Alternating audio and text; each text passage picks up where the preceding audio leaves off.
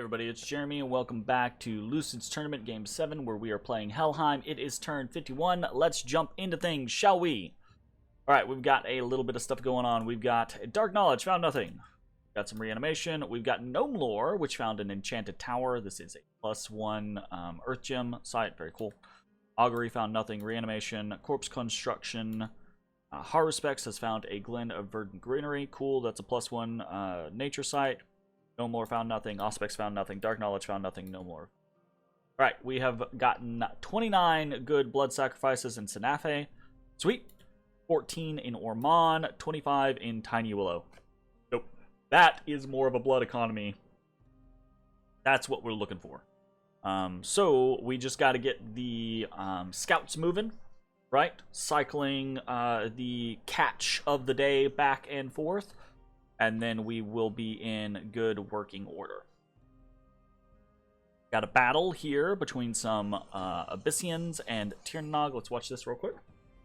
See if we notice anything. It looks like this is just like a little raiding squadron, right? That Abyssia is probably sending out to try to catch some of their lands back.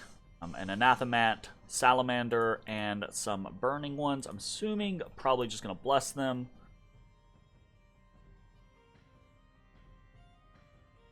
With the Bless being Barkskin, Magic Resistance 1, Blood Surge 3, and Awe. Barkskin puts their protection 24.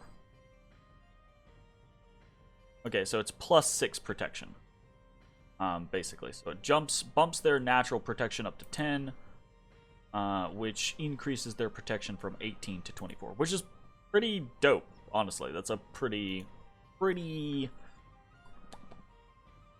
good boost.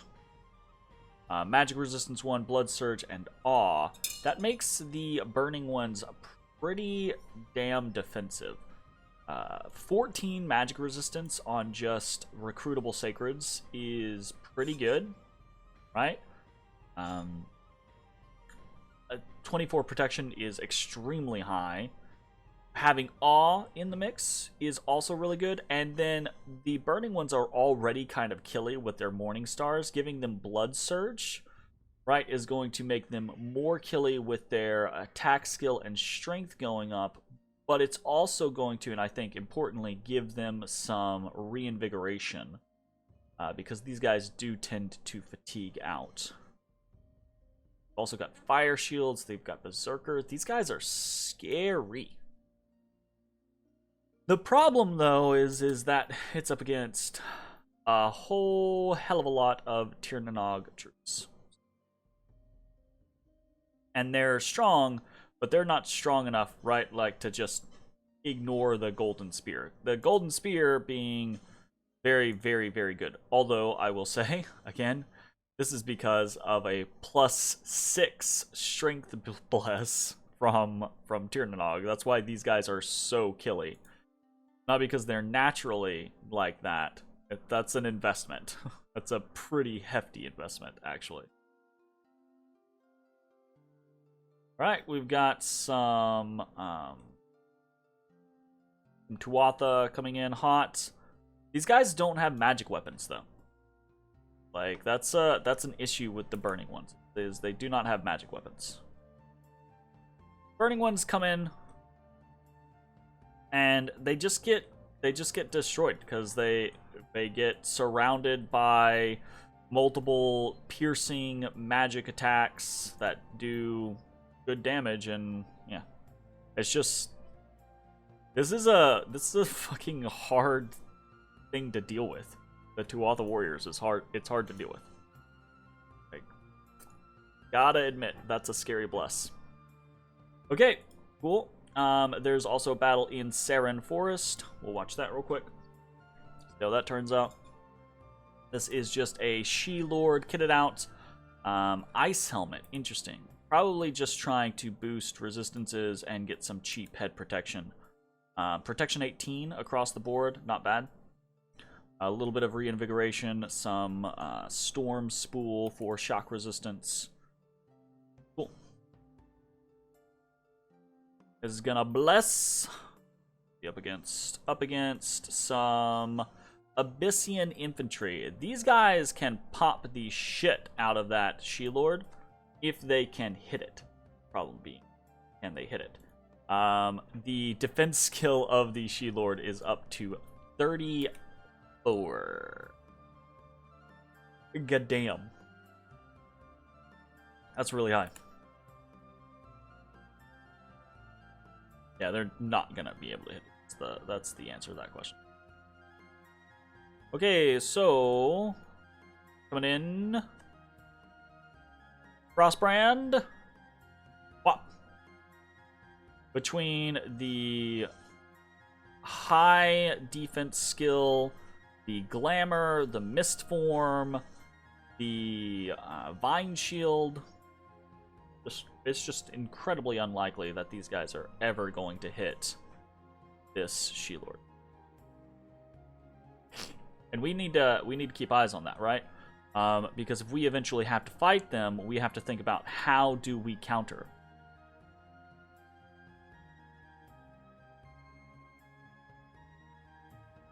I had a couple ideas, but the goal is to do it efficiently. Alright, so that's interesting battle. And then we've got some plus death in Ancient Woods. Losing its leader, the fertility cult has wilted. However, like weeds in the garden, it must be rooted out with faith or sword, lest it return again. So we need to continue patrolling in the Ancient Woods. We're not done yet. In Srim Clavur, we get a province income and resource event. We've been getting so many of these, not consistently this good. This is an amazing event. But we've been getting so many little events in Srim Clavur that Srim Clavur is actually close to 100 income at less than 5,000 population. It's actually a really good province now for income, anyways. And in Kohnberg, we lose some blood sacrifices because Bogus and his fellow adventurers come a-callin'. So we did some patrolling. Very good. This is a pretty chill turn in the movement realm, as we can kind of see. So we are sending in our scouts into Orman and into Sanafe. They will next turn be able to start ferrying blood sacrifices back and forth to appropriate locations.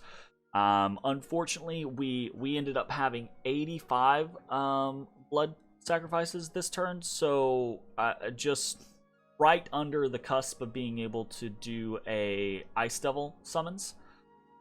But that's okay. We should hit that next turn and be able to pop an Ice Devil, and then we've actually got so many stored up here that probably in the next couple turns we're going to be able to Ice Devil, and then probably slow down. So we'll see how it goes, though. Fingers crossed, because getting some more Ice Devils into the mix of things is going to be really, really good. So we're moving scouts into Orman from Osens. We're moving scouts into Sanafe from Dead Forest. We are sending some Hellherdings with Hearst 9 over to Helheim, just to kind of like store up and kind of like figure out what are we doing, why are we doing it, where are we going.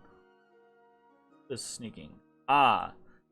Sigdriva is heading out here. I forgot. So I think I forgot that I was doing anything with her. So I think we just want her to come out here and add some chaff to the mix, basically. So I think we want her to just come out and spam the hell out of Horde of Skeletons. I kind of screwed this up, by the way. I thought that I fixed this last turn, but I did not bring our Prophet, Hanga 4, into the mix. So we're actually going to have to sit here and bless up with a whole bunch of other people. So this might get a little messy, but I think we're going to be okay. Fingers crossed. I think we're going to be okay. We've got, we'll talk more about that here in a second. But yeah, that's where Sigurdriva is heading to Dofaros to do that. And if she were to die, we've got her Twiceborn. That's another. Not that we want her to die. She is already 0 upkeep cost, so we don't want that. Just point it out. Cool. Yeah, let's talk about this. We are marching into Defaros with 58 units from Strimclaver and close to, I think, 80 units from 85 units from Dead Forest. We have multiple batches. We have a strong center of Hellheardings and of Jade Maidens. We've got a northern section of Hellheardings, and then we've got a stronger southern section of Hellheardings. We've got Semeges and Oriax on the wings, on the flanks, each of them on an attack rear command, doing Liquid Body, Quicken Self, Resist Fire, and then heading on in. That should probably do just fine for them. They're pretty strong. So fingers crossed. Everyone else is doing a bunch of blessings for the most part. And then we're also sending in Gerskogel. And Gerskogel is going in almost exclusively for the Storm. Right? So Storm, when Storm comes up, it also casts the spell, or it has the same effect as the spell Natural Rain. Okay? So Natural Rain is going to, since this is snow, this is going to cause snowfall instead of rainfall, which snowfall is not going to be as effective as rain would be, but it's still going to help decrease the effectiveness of fire magic and anything like fire auras. So these fire snakes and these will-o'-the-wisps should be less effective, and the solar serpent itself, which I'm assuming is probably going to be focused on fire, is also going to be less effective. This is still a lot of shit for me to be attacking with so little comparatively, but I'm hoping our decent bless is going to allow us to carry over this, especially if they are less affected. Throwing in the Ice Devils and something like Sigurdriva is hopefully just going to make things more in our favor. Make sure she's a little out front. That those skeletons are at the ready. And yeah, that should be it. Truth be told, there's not really a whole lot else going on in this fight. The overall goal here being, or the overall hope here being, is as we look at things like fire snakes and scorpion beasts and horned serpents. I think the scorpion beasts actually are okay, but the things like horned serpents and fire snakes are not strong, or they're not good attackers. Like, they do not have high numbers of attacks, and they do not have high attack skill. So the goal, or the hope, is that they just don't prove very effective against our high defense units, and our high defense units are able to cut down enough of them to cause an overall HP rout, is the goal. And then throwing in the mix, we're going to have 1, 2, 3 high death casters that after they get done blessing things are probably going to switch over to things like Horde of Skeletons spam. And then we have the 2 Ice Devils that should be very strong in this particular situation after they buff themselves to resist fire. So the Dragon Helmet takes care of a little bit of fire resistance for them. And then the resist fire is hopefully going to make them immune to things like heat aura. So fingers crossed.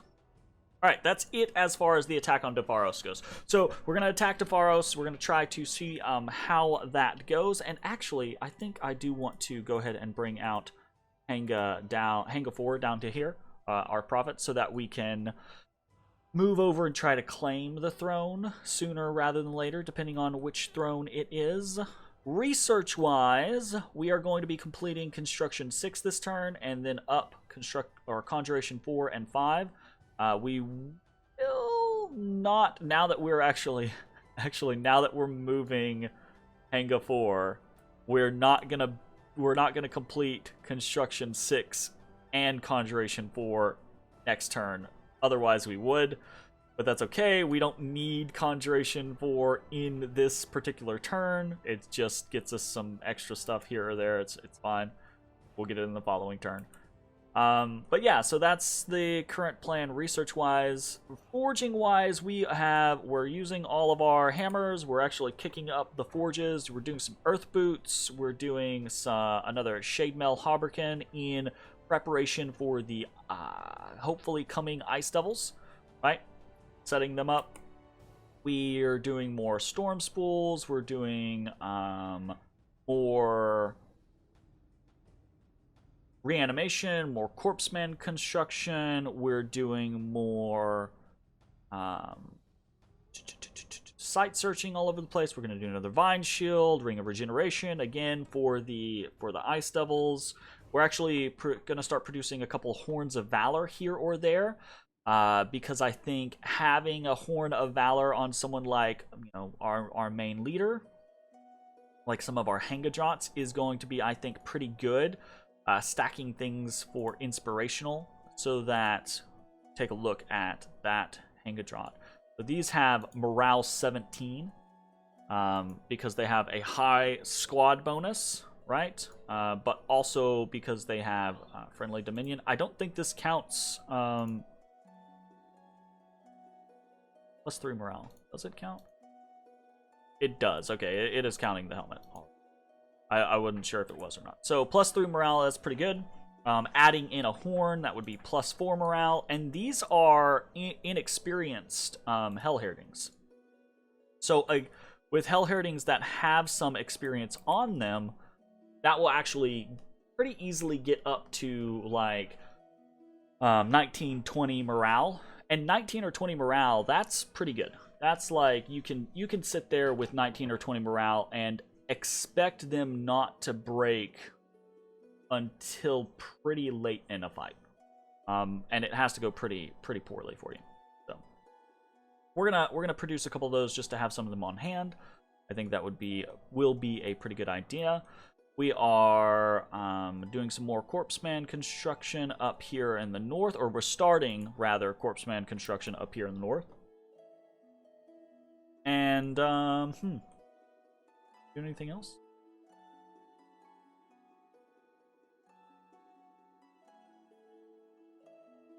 I think that is mostly it. Horn, Vine Shield. I feel like I'm missing something. Maybe not. That's fine. Okay, so anything else? Recruitment-wise, the only like slightly different thing that we're doing recruitment-wise is we are going for another Svartalf. I keep running into scenarios where I want like another Earth caster, or I want another Earth forger or something like that. I also think I want to start getting Svarts for my base armies so that I can have Earth boots on them. That makes them automatically Earth 3, and then we can do something like Earth Power for Earth 4, and then we can do a couple of different things. So we can do...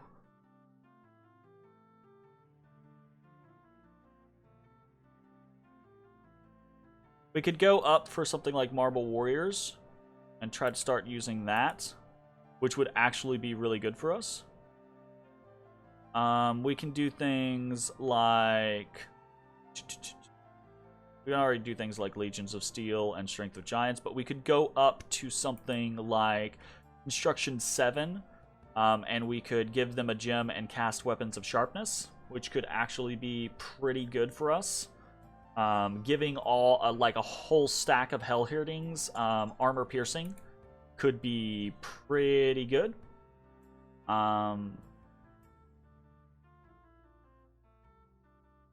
There's something else that I was thinking about, but maybe not. Yeah. I think it was probably just thinking mostly about like Marble Warriors and Weapons of Sharpness.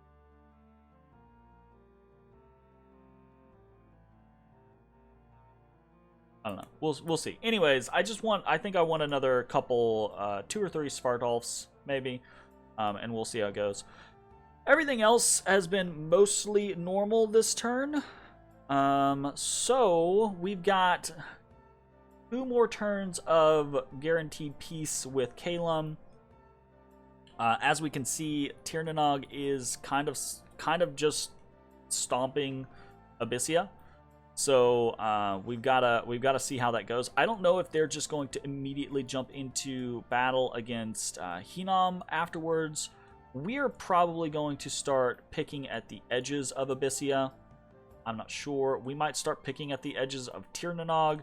I'm kind of holding to see if Kalum does any aggressive maneuvers after our peace. And we'll go from there. Alright, that's going to be it for the turn. Thanks for watching. I will see you all next time. Bye, everybody.